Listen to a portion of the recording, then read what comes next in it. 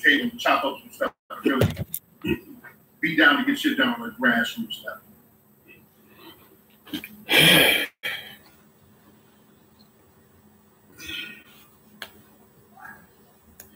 Yo ho and a buckle of hoes. You tune into the Iceman Show. I'm your host, the Iceman.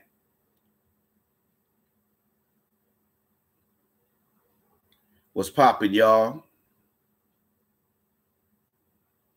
Humdrum, twiddly-dee-dum star child.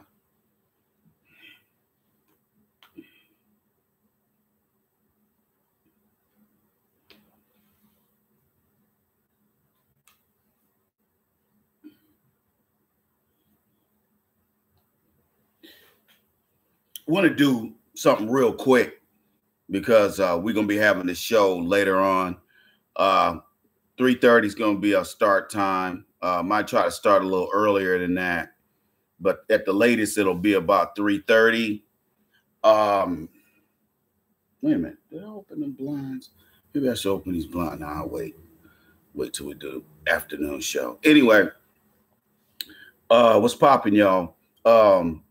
We're going to do a live show today, but I wanted to do this real quick because there was some things that I need to talk about that I don't want tied to a public show. Okay.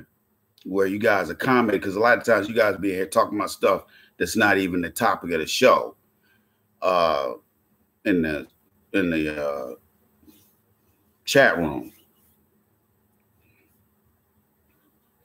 But anyway, we're gonna do the show today, do a live show today, and we're gonna talk about some very deep stuff today. Had a topic and then I forgot it, but I know what I need to talk about. So it's gonna be a good show. But I just want to put you guys up on game so that you are in the know. So that's what's good right now. Anyway, you know, writing this book is going to have a lot of references to feminism. And I'm doing a chapter that's damn near half on Gloria Steinem by herself, talking about her CIA connections and her being in the CIA and, you know, and being active as an active subversive to this day, by way of Langley, Virginia. And I know a lot of you guys, this stuff is going to be over your head, so I'm not going to talk about it in depth, other than doing it in the book. Those of you old players that are, 40 years old, no, you've heard of Gloria Steinem.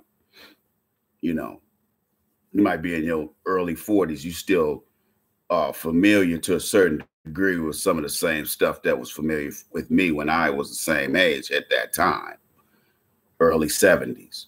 Anyway, but I'm going to get in depth with that in the book because, she's a very interesting character. And I'm going to get into her influence and like I said, we're going to have to get real, man. Black men, black women, we're going to have to get real, man. The charlatans and the phonies and the fakes, we have to put these people to rest, man.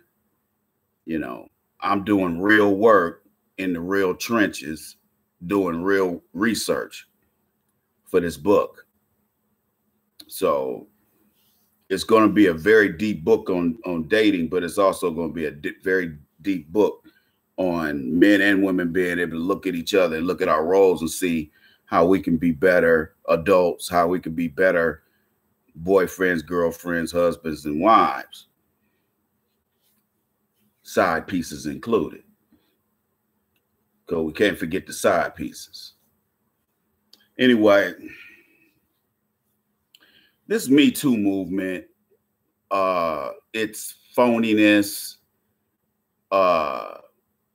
just the mere mention of this garbage movement and policy in this country, the more angry I get.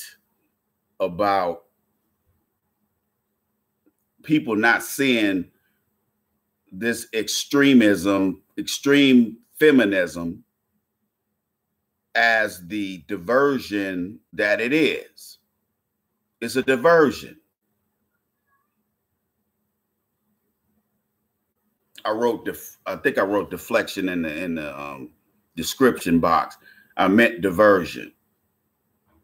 See, because Donald Trump's been hitting the country hard with white identity extremist policies as commander in chief. And now they're going to, you know, then we have the shootings. Then we have the, you know, bombings in Austin, killing Black people. And then now we got this Me Too movement. And again, it's subversive. It has no basis. They try to talk about a Hollywood that is supposed to be more inclusive and different than the garbage it's always been since day one.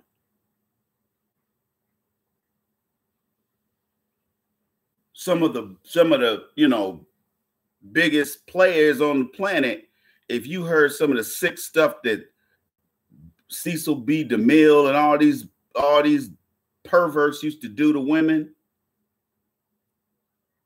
it'll make your head spin. Now they're going to sit up here and talk about Harvey Weinstein did something. That's how they do business in Hollywood.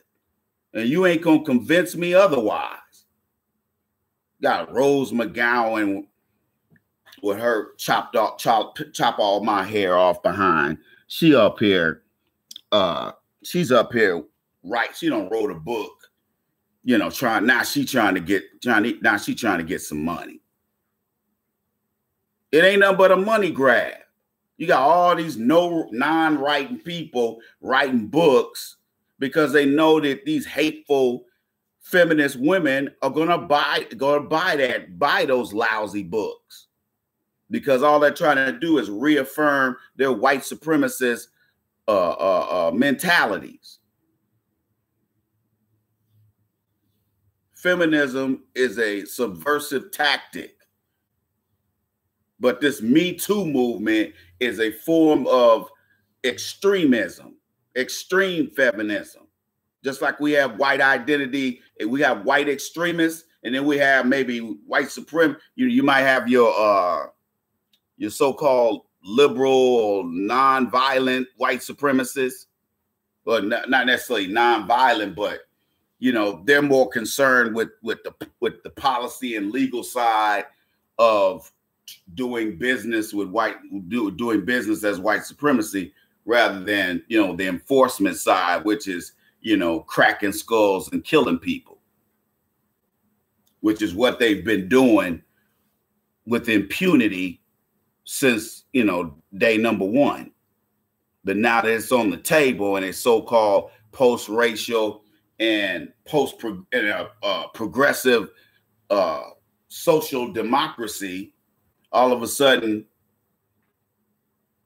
you know, you can't get nobody together to talk about what's really going on and what the real problem is, which is white supremacy and not racism.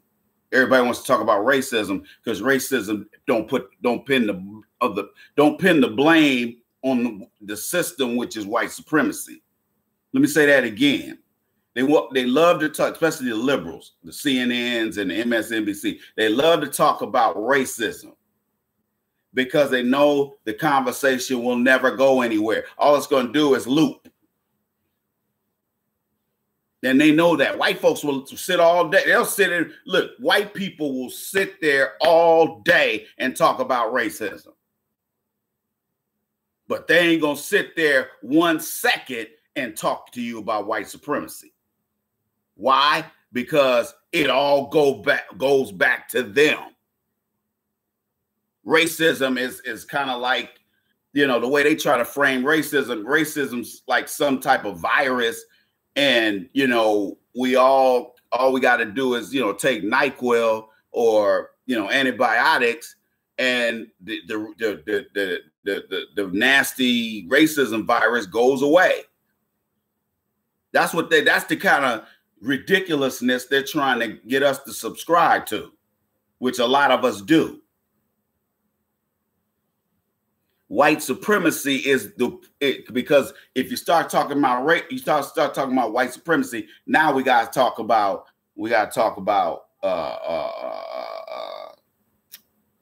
the injustice. We got to talk about all the injustices that are civilly and criminally exacted on Black people.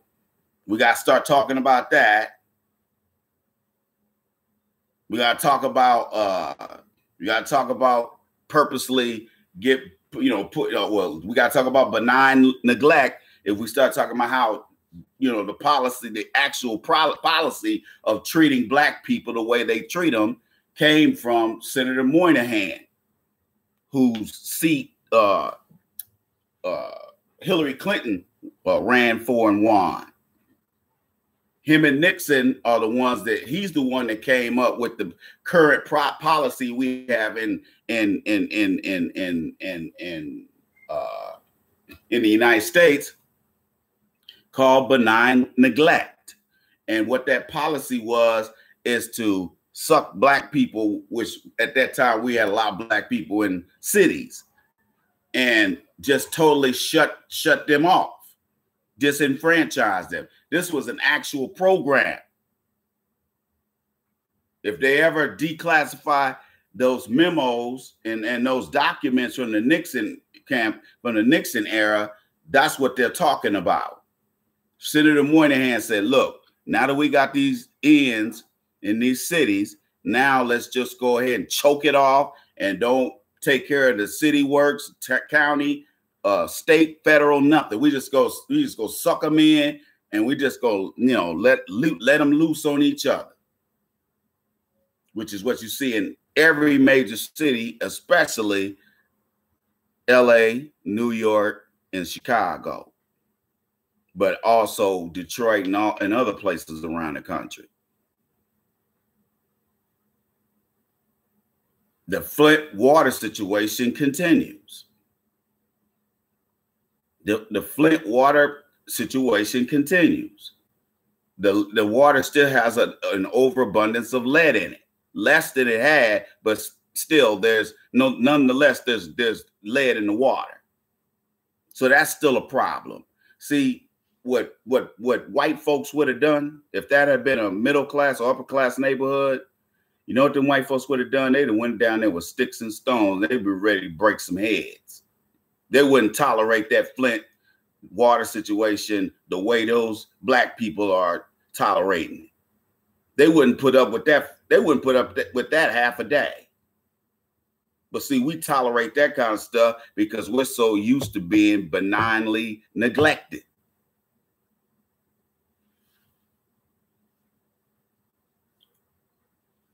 That was an actual policy, just like the war on drugs or the war on poverty. And all the war on poverty did was make more Black folks impoverished.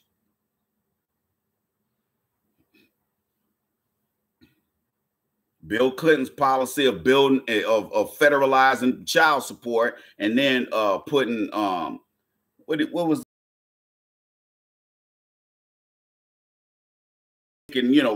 having cops get all. That's where when the cops in this country got that big bump up was when Clinton got in there. Cops used to barely make a little more than what security guards made. That's why when I was a kid, a security guard had a lot of power. But obviously it became a joke, into the 80s. Nobody respected a rent-a-cop then. But back then in them days in the 70s, sure, a security guard could arrest you. They didn't change their business model until maybe the mid-80s because of lawsuits. Because them security guards were probably hurting people or doing something they ain't had no business doing, and they said, "No, we gotta do better with these cops." We got to pay them more money. They go out here and bust heads.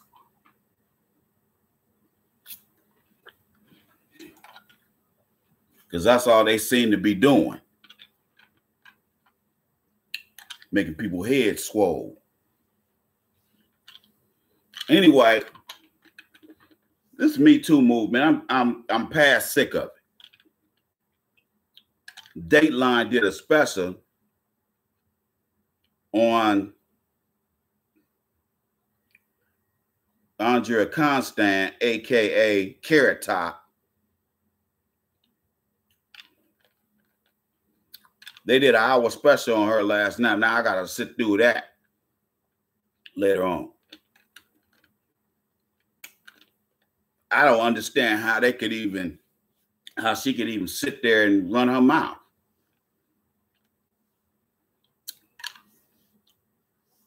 It has been said and documented and confirmed that her family has said that they cannot stand black people. These are white folk. This is her mama too, because her daddy's black. I think half black.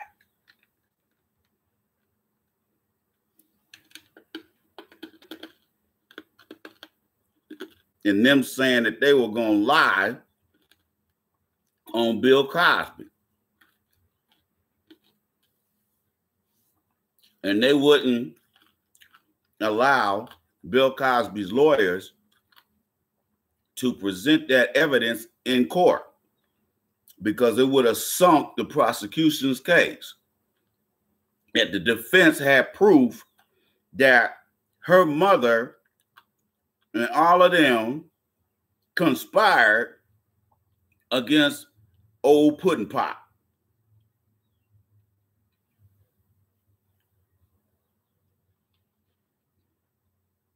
You don't believe me? Do your research. It's out there. They wouldn't let the defense present it.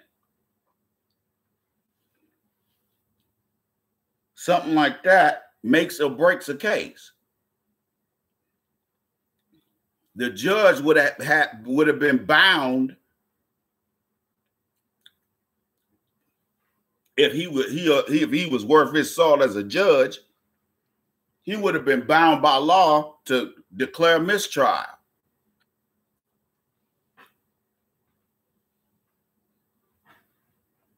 But the defense would have had to present that motion, and the judge has the right to either deny it or allow it. This woman straight up lied. They straight up lied. But you didn't hear that from out of the Caucasian media. No. Just like you didn't hear anything like what I told y'all about that Las Vegas shooter, about that guy that was in the Mandalay Bay shooting at all them people. That's why he was under CIA surveillance.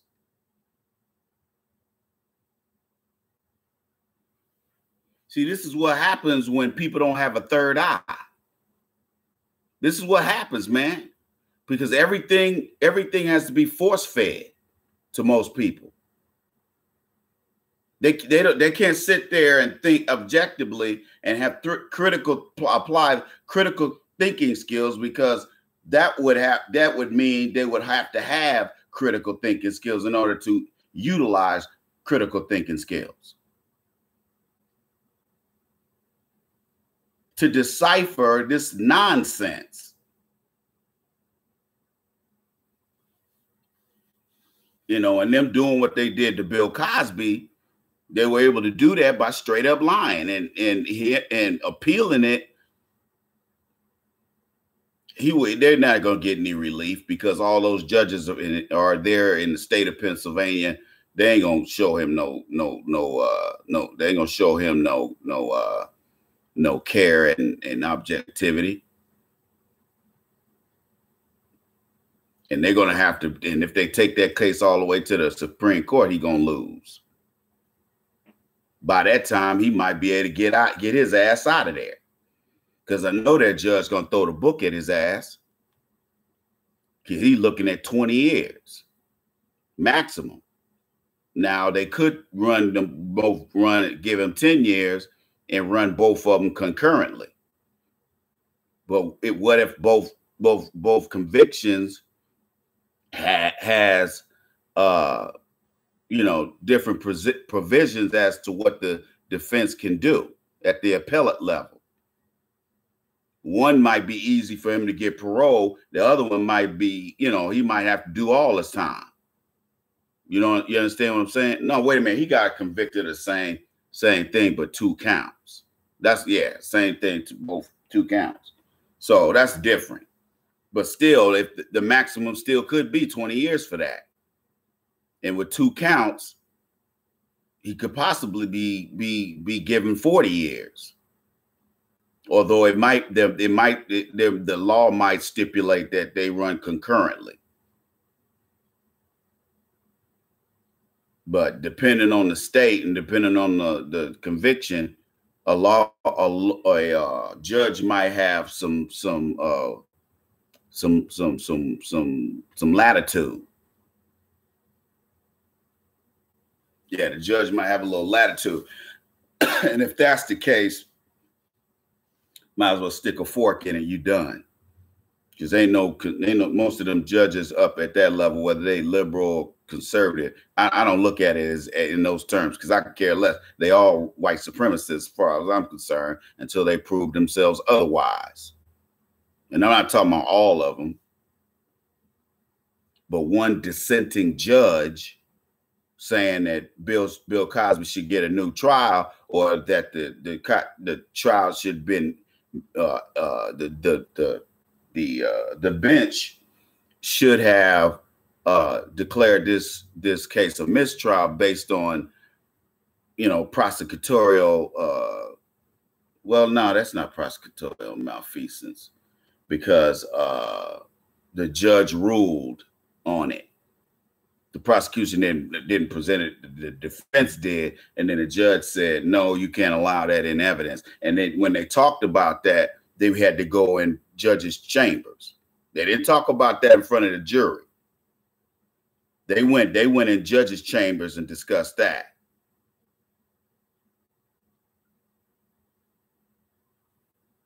Because, like I said, they got evidence. I don't know if it's videotape or audio, but they have verified proof that Andrea Constand's family said they were going to set Bill Cosby up and that they were going to lie on him and they were racists. Look it up. The man got set up. But do I feel bad for old Pudding Pop? No. No, not at all. I love what Bill Cosby has stood for over the years, and he inspired me to go to school, especially getting graduate degrees. I like Bill Cosby, and he was pro-black.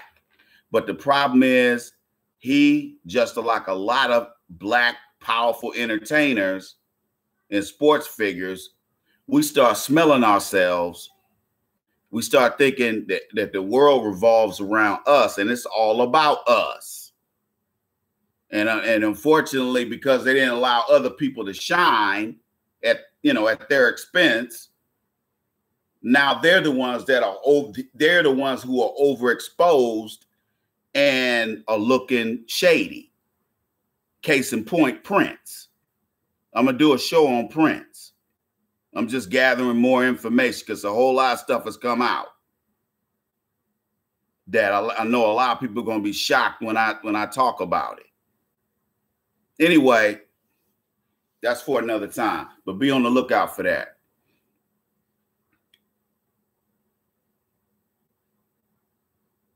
We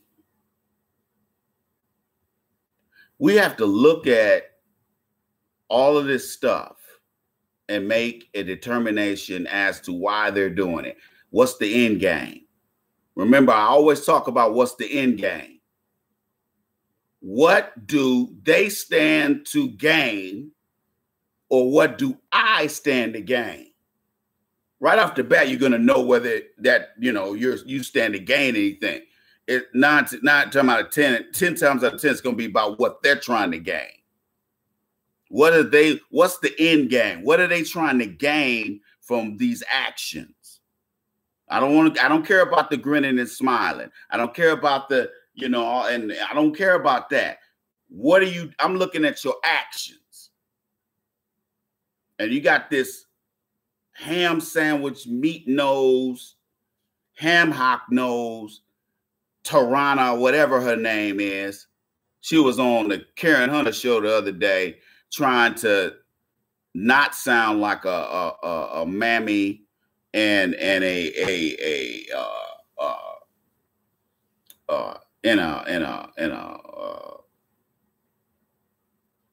one of these these black men hating black women, because they were talking real greasy about Bill Cosby, and I was just like, really, you got to go there? This Me Too movement ain't got nothing to do with Bill Cosby. But it seems to me like they only really putting hooks in black men. Harvey Weinstein might be the sacrificial lamb. They're probably going to use him as the whipping boy. But then at the same time, the question that I'm gonna pose to you guys is, are the, David Geffens and a lot of the other, and Steven Spielberg, these prominent, very wealthy Jewish people, are they going to step up and make sure their boy, Harvey Weinstein, don't do no time? Because they're going to make Bill Cosby do time and be looking crazy like James Brown did it coming out of prison. They're going to have Bill Cosby in prison looking crazy. But they'll probably tell, what's his name? Harvey Weinstein. Harvey Weinstein got that Brinkman, whatever his name is, the Jewish cat, that the high-powered attorney, New York City attorney. I think he was one of Puffy's lawyers when that gun went off when he was with J-Lo. Yeah, that dude's a bad lawyer. Yeah, he's a bad dude. I mean that in a good way. He's $1,000 an hour. Okay, I can't afford it, man. I can't afford to pay him out for a half hour. Okay, but Harvey Weinstein is going to plead down to something like indecent exposure, because all of a sudden the women who he actually did penetrate and rape, I guarantee they won't even be accepting their testimonies. Unlike what they did in Bill Cosby's case, all of a sudden those women are going to be pertinent to the case. They're going to be irrelevant, and he's going to try to plead down the indecent exposure with him taking his man thing out in front of all those actresses and whatever. He's going to try to plead down to that. And his lawyer going to say no jail time, or they're going to say or they'll say 90 days in a celebrity jail on level 1, or it might just be a halfway house. They'll just put him on 10 years probation. That's what they probably do. I guarantee if Harvey Weinstein do jail time, even half of what Bill Cosby gonna get, highly unlikely.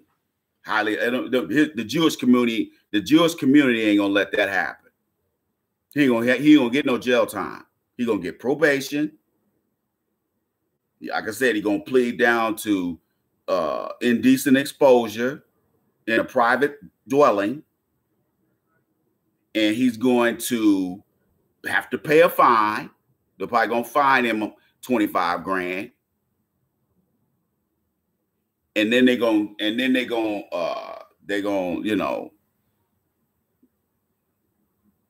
Then and he's also going to try to negotiate for not being put on a sex offender registry. I guarantee that's one of the stipulations for him to plead guilty is going to be that I do not have to register with the sex offender website or sex offender program. I mean, his career is over in Hollywood anyway, but at least if what he's trying to do is, you know, not totally go down in flames, because once, you know, he get on a sex, and then he going all these. There's going to be a whole slew of lawsuits. And yeah, Harvey Weinstein's worth $200 million, but legal fees suck up a lot of money quick. And you talking about hiring, you know, in his case, you know, these guys hire whole law firms where they put 20 or 30 people on one case. If he's got the money to pay it, which he does, but still, you know, if you pay $2 or $3 million in legal fee, yeah, he can write it off, but yeah, he'll still get checks from all the movies he executive produced and written.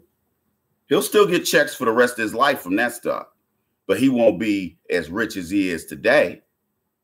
But what he'll probably do is start another company, put another couple of guys or women out there as the face of the company, and he'll be in the background, but still clocking. Because he knows he's still a valuable filmmaker. He can also go to Europe.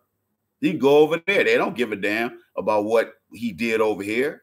They care less. They just they know he's a good producer. And he may need to roll up his sleeves and give them a couple hits. But then again, he's a Jewish guy. He's a white guy. And America is very forgiving to white guys, no matter what sick or violent things they do. That's true of, you know, the cop Darren Wilson who murdered Michael Brown. He was congratulated and thanked with $1 million. That's why he went ahead and retired. Or resigned, because he had $1 million in the bank. Now to you and me, that's not a whole lot of money, but you know, if he's already got a house to live in, they already like where they're living. Plus, he could still always take another law enforcement job. Ain't nobody gonna not hire him. He might not be able to get hired back with Ferguson. He could probably go to St. Louis and get a city of St. Louis and get a cop position.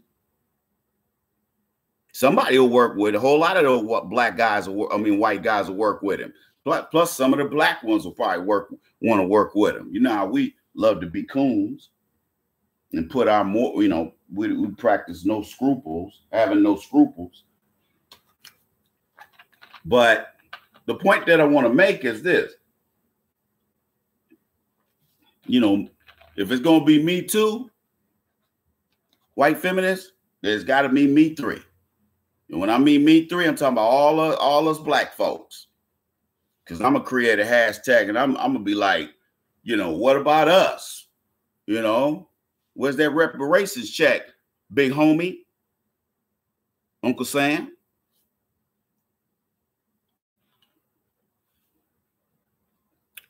Black people have financed the trillions and zillions of dollars that have been made by the white supremacists who set this country up. And the sad thing about it is, we're not ashamed of blowing $1.3 trillion a year, making white America rich. Some of us have no dignity.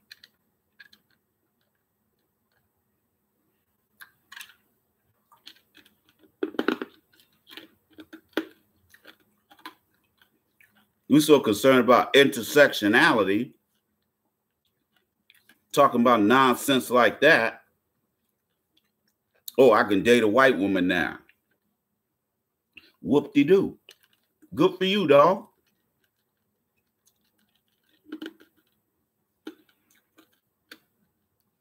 Go ahead and enjoy the throwaways that the dominant society passes your way. Enjoy. Because I know I can do better. I'm going to tell y'all about this little meeting I had yesterday with this big Dunkin' Donut, onion head broad. I'll tell y'all about that later on today when we talk, when we have our show. I think I'm going to do the show on why you suck at dating. That's what we'll talk about. Why black men fail so miserably with dating and what we can do to fix it. So we'll talk about that a little later on today at 3:30 Pacific time. We're going to do a show today, okay? So those of you who didn't hear it in the first part of this video, you're hearing it now. Anyway,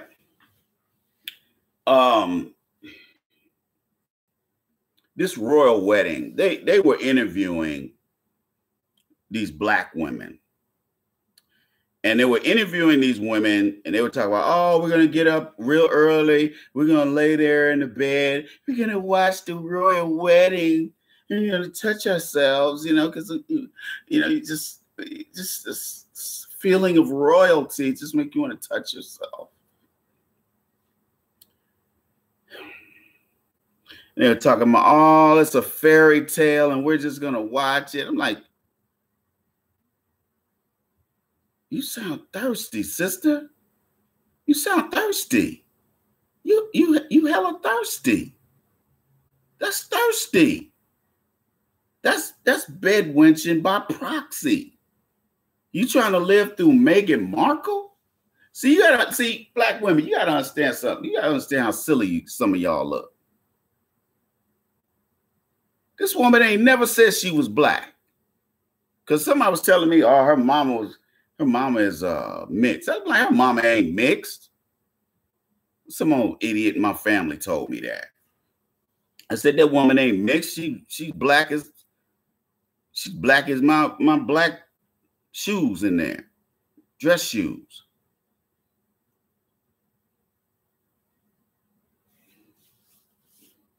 Meghan Markle don't claim black. She don't claim team black. And you got black women out here just bugging over that. Oh, it's my God. It's a royal wedding. Man, I think that marriage is a sham. That's how I feel.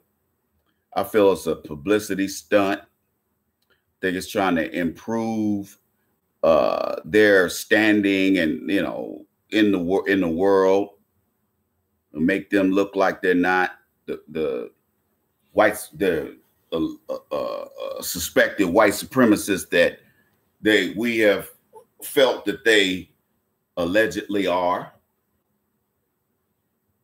Okay, maybe not them personally, but you know that they still operate that unseen hand, because it's the underlings that are out there doing the actual dirt, not them. But we know where they get their directives from. Anyway, the royal family, I feel like this so-called wedding, like I keep telling black women, first of all, in case you don't know, yes, technically Meghan Markle is a princess. But again, she has no power. She's a toothless tiger. So those of you who think, and then also Prince Harry, he's the second son, which means what, people? He can never be king. He can never be king. And in this case, never does mean never. Never, ever, never, never.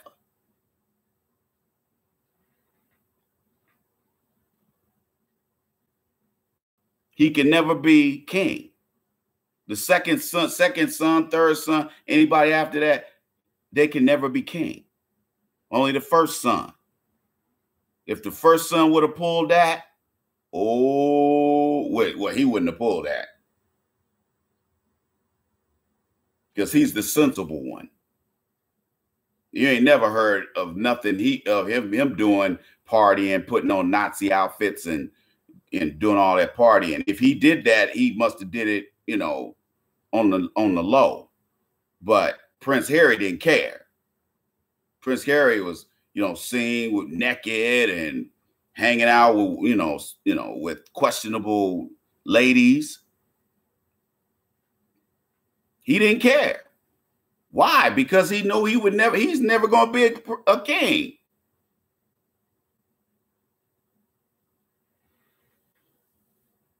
I don't know if they're trying to liberalize their image and, you know, internationally, trying to make them look progressive with him marrying a mulatto, still a black person, but a mulatto. Or maybe they're trying to do something with the bloodline. Although, again, any offspring that come from them will, I think, still be a prince or something like that. But again, he won't have no power either. Or he or she, if it's a girl, they won't have any power. And that's what these black women don't understand. They think that both the princes are equally as powerful, and they're not. That's why Prince Harry don't care what he does. He doesn't care because he know he'll never be king. And a lot of black women don't know that. And this wedding, this pairing of these two people, it looks suspect. I'm not saying they ain't into each other, because, you know, again, a lot of times, you know, and I'm not saying that's the case with him, but I mean, I think his intentions are somewhat suspect, especially since this dude been caught out here dressed like Hitler and doing Hitler salutes.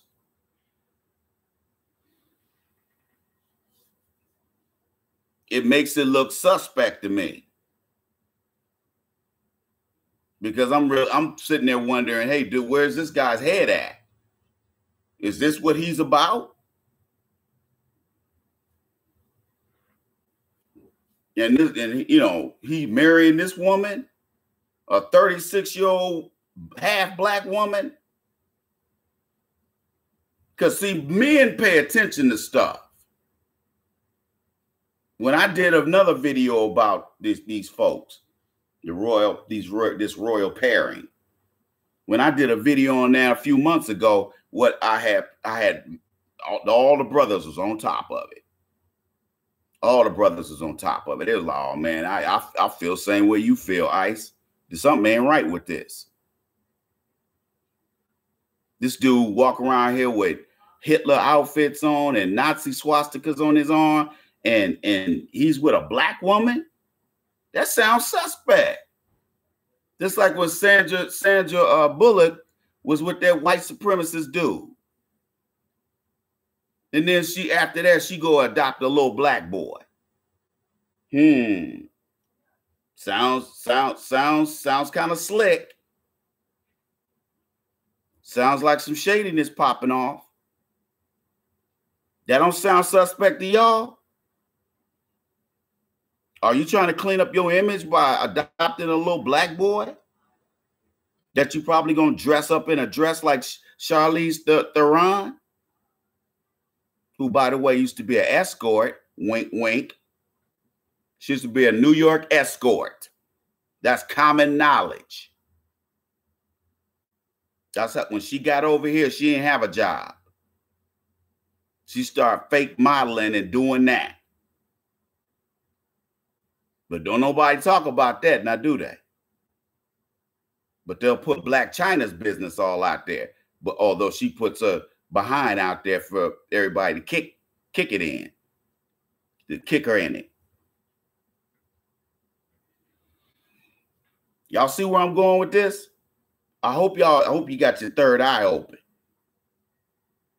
Because I hate when black folks don't get it or don't try to get it. But this royal wedding, you got black women bedwenching by proxy, you know, sitting up here trying to live vicariously through Meghan Markle, by the way, who has never acknowledged that she was a black woman.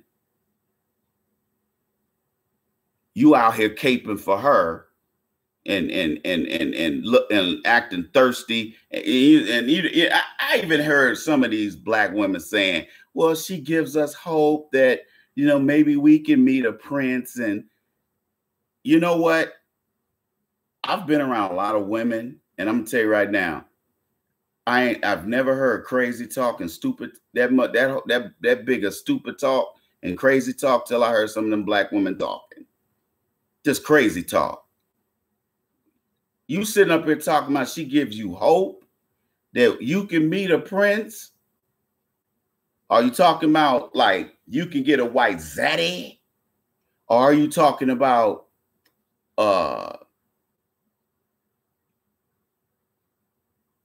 meeting somebody of stature and status? Whatever the case may be, you're wrong on all fronts. And you should be embarrassed. Because you're embarrassing yourselves when you guys talk crazy talk. You sit up here and talk crazy talk and then go out here and you get kicked in the, you know, the same white supremacist is putting a size 15 shoe in your butt, which is the same foot that I'm getting in my butt. The likelihood of any of you black women getting white zaddy that got some money is highly unlikely. But you can, any day of the week, let one of these usually broke, secretly pedophile or sexual predator, white supremacists out here who will gladly touch on you and your kids, and you'll probably still take that bag, or you'll give him your bag. You just want to be able to walk around with a Caucasian man.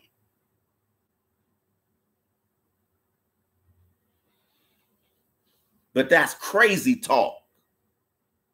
It's crazy talk for any woman, any woman of any other race, of any race, to sit there and talk about hoping and wishing of you getting a prince.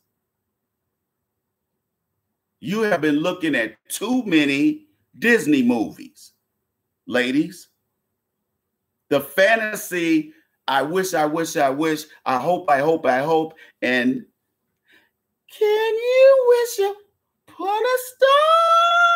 That kind of mentality, black women, you should have gotten rid of that at 8 or 9 years old. There's no such thing as fairy tales. No, you're talking about delusion. You're delusional if you think you're going to get a white zaddy with some money and who's a Prince Charming. All you're going to get is Hello Hal, who just wants some black you know what. He just want to go into the black forest. And after he's got his fill, he's going to go to the next black woman. And you're going to be looking stupid. Stupid. Stupid. You'll be looking stupid. Because I've seen black women who allow white men to run through them. And then turn around still talking about black men ain't you know what. But let white zaddy lay all up in them drawers. Give them herpes and everything else. And they'll sit there and still be caping for zaddy while burning. So we gotta, you know, that royal wedding was a royal facade, is what it was. Meghan Markle is, you know, she'll be able to call herself a princess, but she'll be a very null and void princess. Very null and void. She'll be, it'll be like she's just, it's like she is an honorary something. You're an honorary princess, but you ain't a real princess. Because the bloodline with the oldest son, all of those kids will be in line for king or queen.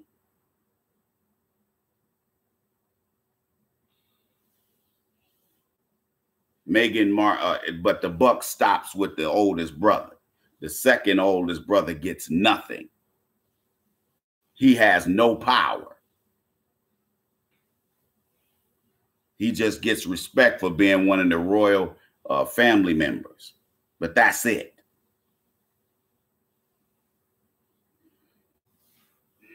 But Meghan Markle, y'all need to stop trying to live vicariously through this woman. She's not black. Are you that desperate and you have that low self-esteem that you have to sit up here and cape for somebody who don't even consider themselves to be black, yet their mother is black? But think about it. This young dude marries a black woman who's 36 years old, who already been divorced. You know, and there's pictures of the queen just me mugging her like, She's got that look on her face. Look real stank. Got a real stank look on her face. But anyway, man, black people, we got to stop being thirsty and overly thankful for crumbs. It just acknowledgement, pats on the head, and validation from white mommy and white zaddy. We got to stop it, man. That's embarrassing. I'm trying to get, you know, I got to deal with the white supremacists every day. And I have to convince them to do business with me. Okay. Got to eat. I have to eat.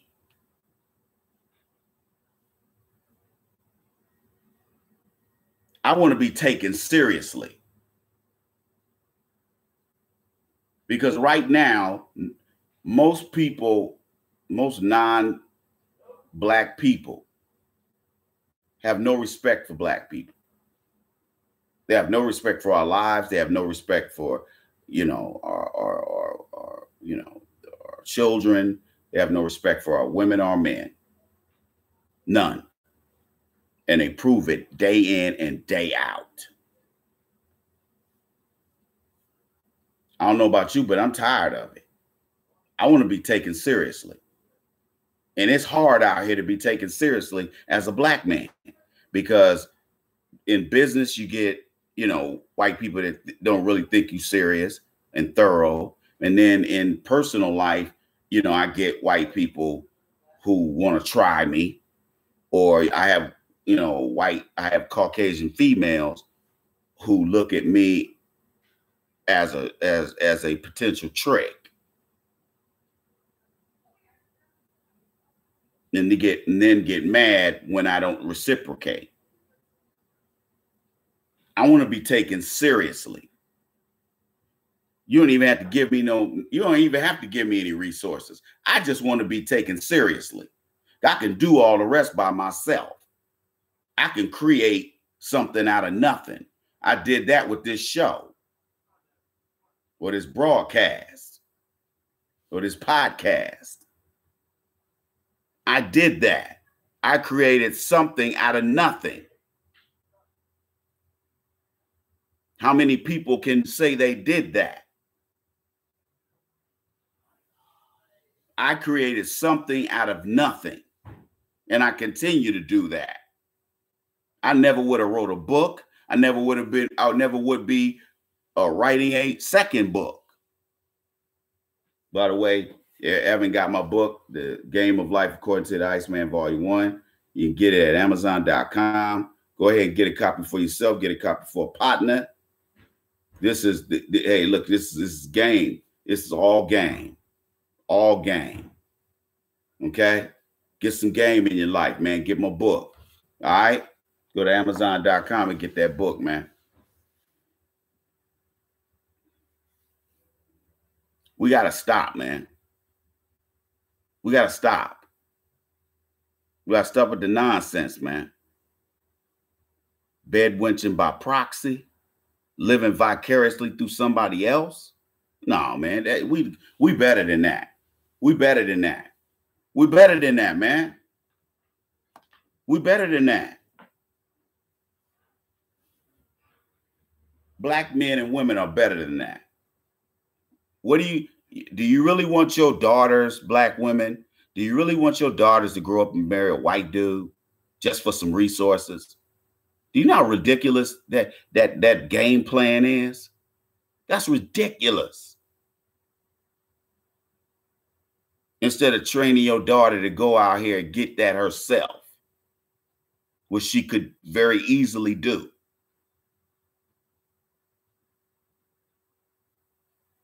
If you're just looking for resources, go create your own. But you don't have to go and use the many orifices of your human anatomy in order to, please some pervert.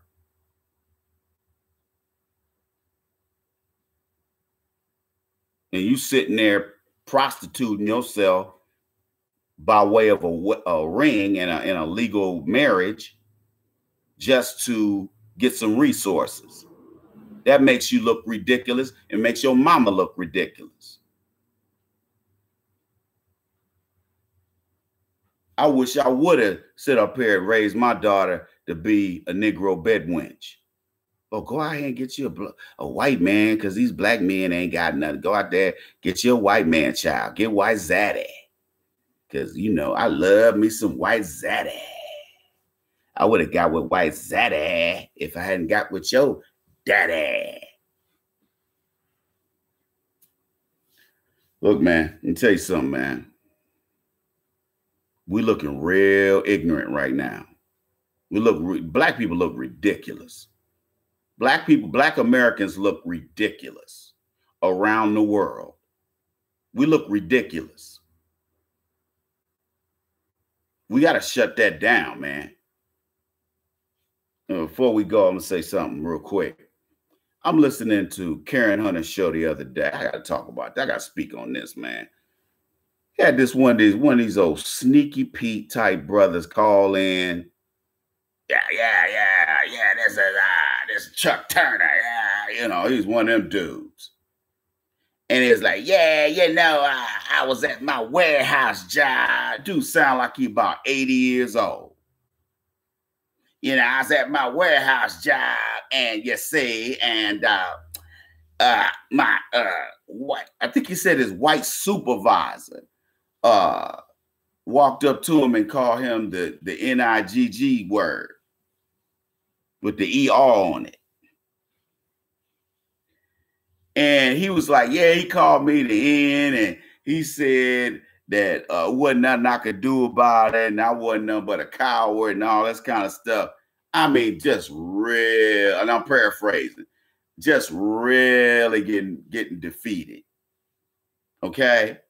And he was like, "Honey, what should I do? Because I recorded it on my cell phone, and I got it, I got it on tape.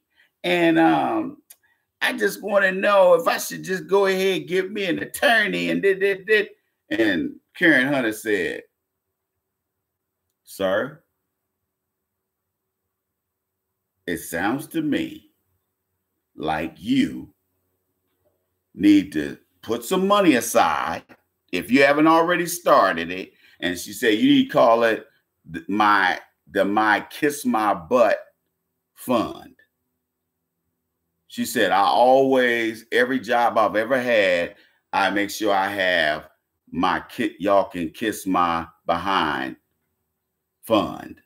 this money that I put in this fund. So if I get fired, or if they just present me with a very disrespectful situation, I can walk away with my dignity intact. And I wanted to scream when this guy called, because these men, some of these old black men, they talking that we all need to get together stuff. They talking that old slave talk. Then they up there talking about, yeah, you know, if we can get our black leaders together like Jesse Jackson and Al Sharpton, and they just, man, Karen Hunter was like, sir, you know, and they talked about this offline, but after he hung up, but man, this dude, you old black men, man, let me just say this here, man, y'all Sneaky Pete generation. Man, y'all cats out here embarrassing yourselves, man. Just like y'all see, I posted that video of that loser, that black loser standing out there, got a loudspeaker trying to sing to get money from people, white folks driving by, and he sound terrible. Like my dude on Coming to America, he sound good and terrible. Good and terrible.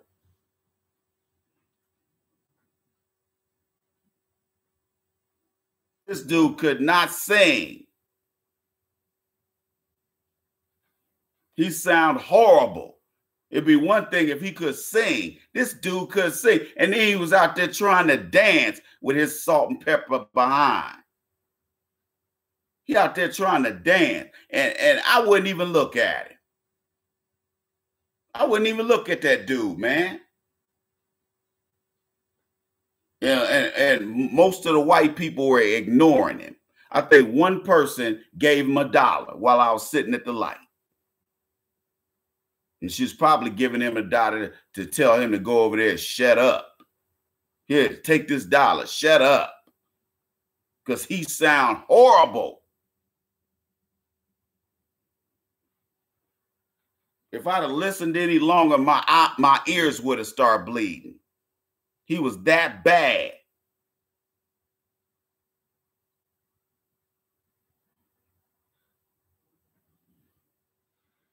You have to understand something.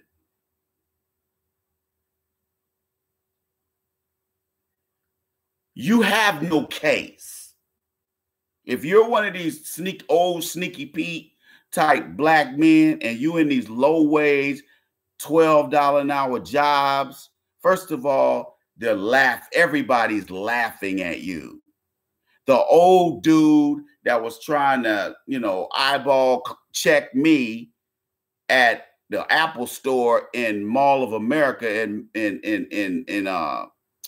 Minneapolis or Bloomington, Minnesota. Dude, you old, man. You up in there making $13 an hour at the Apple store, and you got little white kids working in there who are 18, 19, and some of them are even still in high school. And this dude had to be in his mid-50s. And he's the jokester. The old black guy's always the jokester. He up there telling jokes, the cool laugh.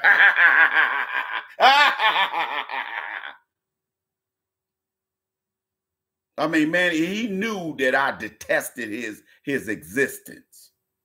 So as soon as he found out who I was and what equipment that expensive equipment that I had purchased, all of a sudden Mr. Jokey Joke turned into Mr. trying to be low-key insulting. What do you do? Everything that you can't. That's what I started to say to him. Because he was a bum. You in there working with people 30, 40 years younger than you. You look stupid. And he knew he looked stupid. That's why he tried to low-key insult me. He should be embarrassed. That's the type of old bum that, you know, that's the best job he's ever had. Because the job he had before that was probably selling cable. He was probably working or selling cell phones. He worked for Verizon before that. Because you know, usually people who stay in that customer service sales realm, that's the kind of work that he was doing at the Apple Store and Mall of America. I couldn't wait to get out of there. I couldn't wait because I would have said something slick to him. I would have said something greasy to him because he was trying to be low-key insulting. And I didn't want to go there and embarrass him because I wouldn't embarrass myself.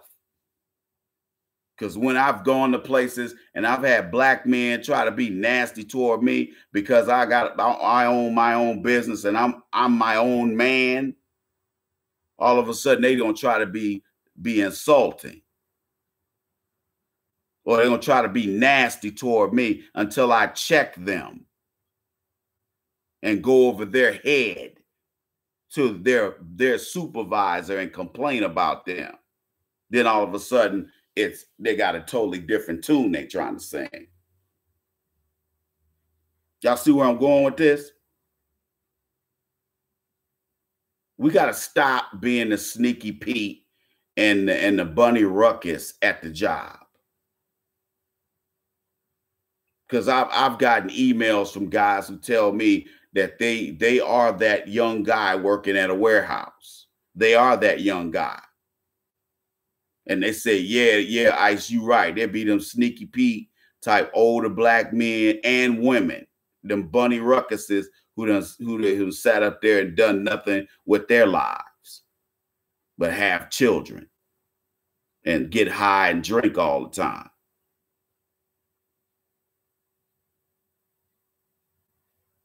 And smoke cigarettes.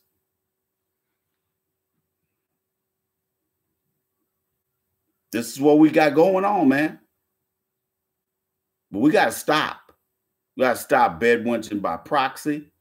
We got to stop sitting up here thinking swirling is going to solve your social dating problems.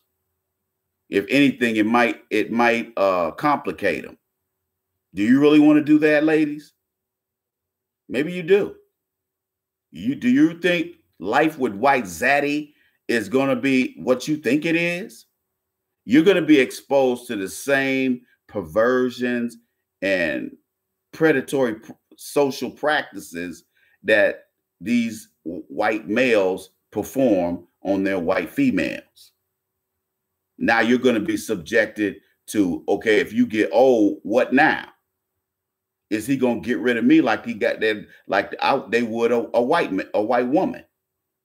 Yes, they will.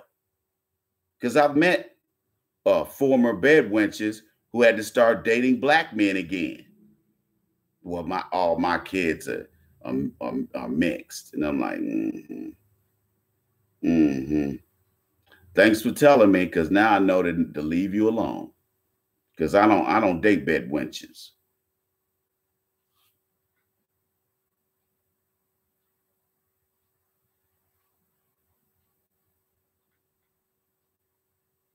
Okay. We got to stop. We got to stop being Bunny Ruckus and Sneaky Pete. It's embarrassing. It makes us look bad. And we already don't have any respect in the country or the world. We look weak and we look ridiculous. Everybody is beating us down. The Korean store owners are beating black women down. Arab pizza shop owners and Sikhs and humpbacks and everybody else are seen beating black women down.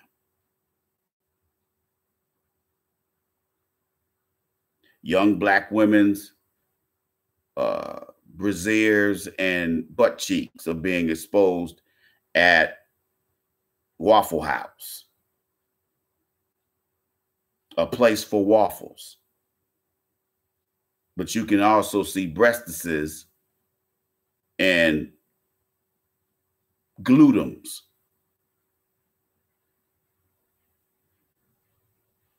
Courtesy of the police. We get killed at Waffle House, a place for waffles. But you can get killed too if you hang around long enough.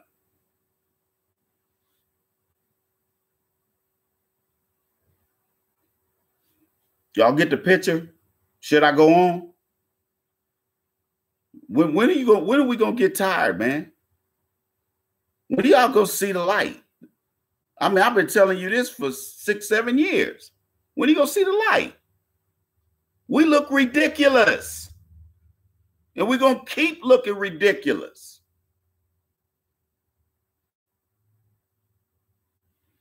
Black men running around here talking about mentorship programs. We don't need no mentorship programs. We need black men to stop playing around and stop trying to be accepted and create businesses so they can provide jobs to these young men.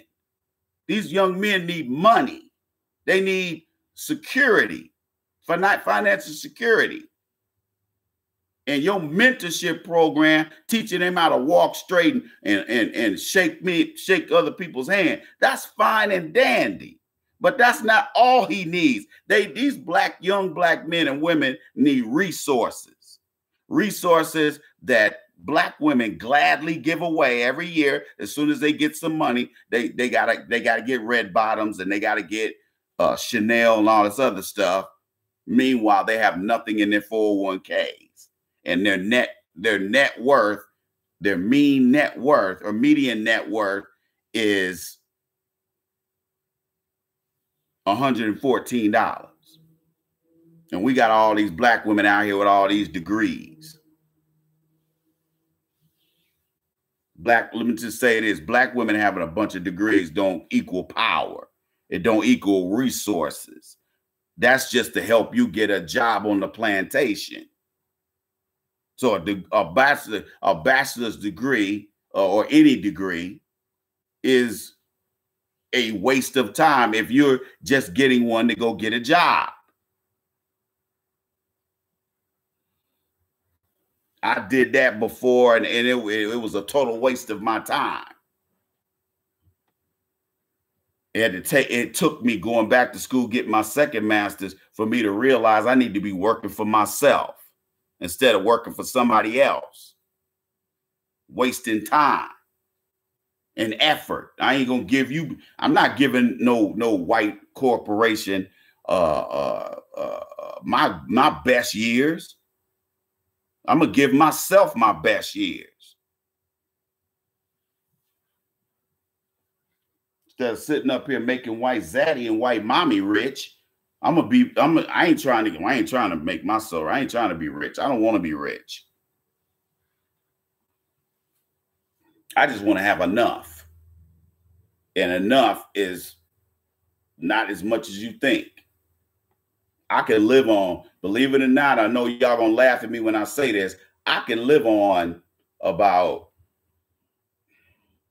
$2,000 a month. I could do it. And I'd have money left over. I can do it. I know you're laughing, but I can do it. And I've done it.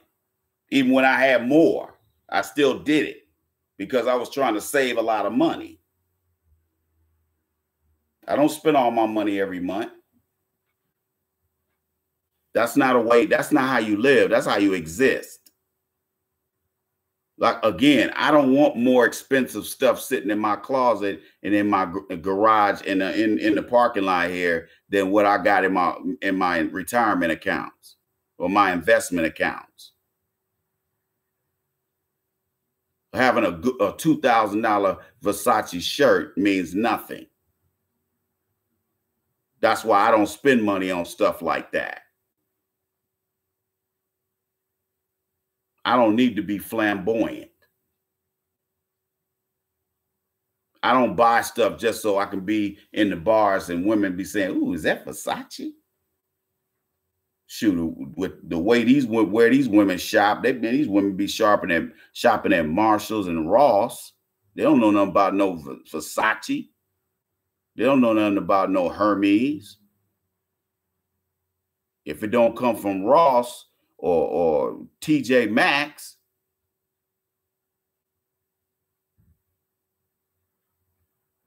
they don't know about it. They be like, Chanel, huh? Chanel what?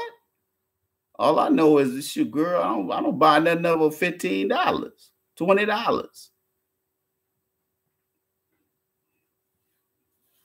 That's why it cracks me up when women call themselves trying to pat my pockets to see how much money I'm making or how much money I got. That makes me laugh when you ain't got no money. You ain't got no money, but you out here on the hunt. See, that's not something that women are supposed to do. Again, it's already naturally women are opportunists. I get that. But here's what I don't tolerate. This is when we get into misandry. We get into this, like I said, these subversive tactics that the Gloria Steinems and the Me Too folks and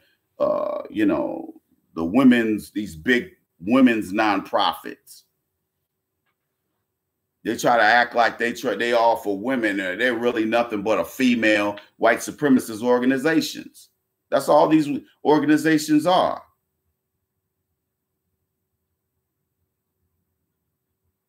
The ones that are sponsoring these rallies every year, these women marches, those are financed by those big multi-million-dollar white feminist organizations.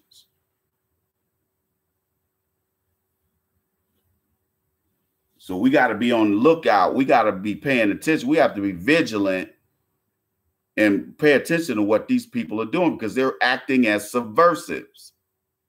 They'll sit up here and say, yeah, me too, and all of this stuff, and all they be doing is going after black men. Like they going after Uncle Ben. They going after Morgan Freeman, aka Uncle Ben.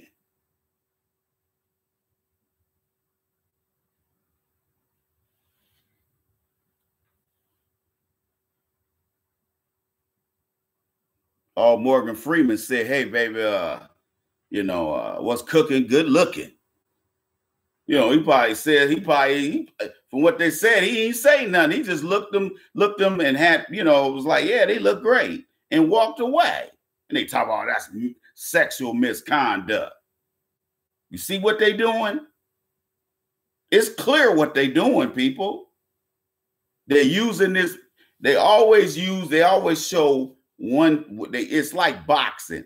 They'll sit up there and lead with the right, make you think they're gonna hit you with the right, but then they hit you with the left. I ain't gonna say no, it's not the rope-a-dope, but that's what they're doing. They're like, yeah, baby, yeah, wow, ooh, pow, and then hitting you with that left jab. And you sitting there like, I didn't see that coming. I thought he was gonna hit me at the right. Everything these people do is suspect. It's beyond suspect. It's confirmed that they're trying to deflect and get us to look somewhere. It's a diversion. They want us to look somewhere else instead of at the white. It's including all of them as white supremacists, whether they have some liberal leanings, conservative leanings. They're all the same folks. They're all the same people as far as I'm concerned, because they all do the same thing. Go after black men every way they can. If you're going to go after Bill Cosby, you got to go after Roman Polanski. You got to go after all those perverts that raped and fondled the Coreys and all these other child actors and actresses out here who were just trying to, fulfill a dream, and they violated these young men and girls. and young men and young women. You had the guy on Seventh Heaven talking on tape about molesting a 10-year-old girl or several 10-year-old girls, 12-year-old girls. And they didn't indict him. They didn't arrest him. They didn't say me too. In Seventh Heaven, you can probably go on Netflix, but you can also go on I think ABC. Wasn't that show on ABC? Or Fox. I think it was on Fox. Whatever platform, whatever CBS or whatever studio promoted them, you can go right there on that studio website and watch all seasons of Seventh Heaven. They didn't yank Seventh Heaven. They didn't indict. The LA County District Attorney didn't indict him. They didn't go in there and follow up and say, well, you know, what 10-year-old girls or 12-year-old girls did you molest? You need to give us a name. Otherwise, we're going to arrest you on probable cause that you gave us. They didn't do that.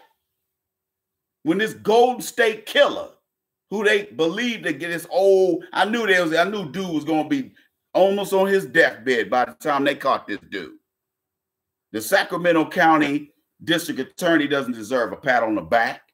They don't deserve a pat on the back, because had they done their job, they would have got him back in the early 70s when he first started raping and killing women and men and children.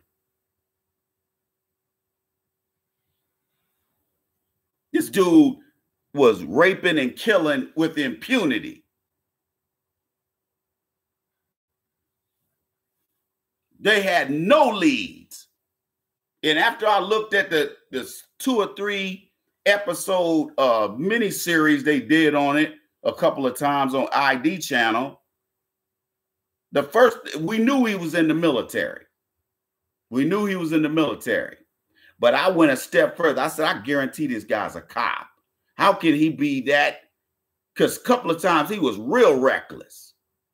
They had DNA on. He actually had left a significant amount of DNA with some of the victims. He was raw dogging. He wasn't wearing no Jimmy hats. And they just now caught this dude. If it was a black guy, they would have rounded up all the black men in San Antonio, in Sacramento County.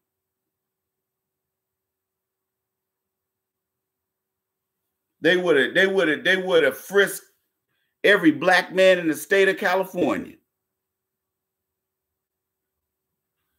from Eureka all the way down to San Diego. They would caught the Golden State Killer. They would have caught him if he was a black guy. They would have caught him 2 weeks after he started doing it. But they couldn't catch a white dude, one of their own, doing it. Personally, I just think they wrote it off, and because he was a cop, they knew he was a cop. I think they just said, we ain't gonna do nothing, because we don't arrest our own unless the public find out about it. Then we got to go out there and go through the motions. But we don't necessarily want to, because he's one of our own. Blue Lives Matter. Man, let me tell y'all something, man. The ruse is on. And it's going to be on. He's going to continue to be on like Donkey Kong. You think it's bad now. It's about to get worse. It's about to get real in the field. Real deal, Holyfield.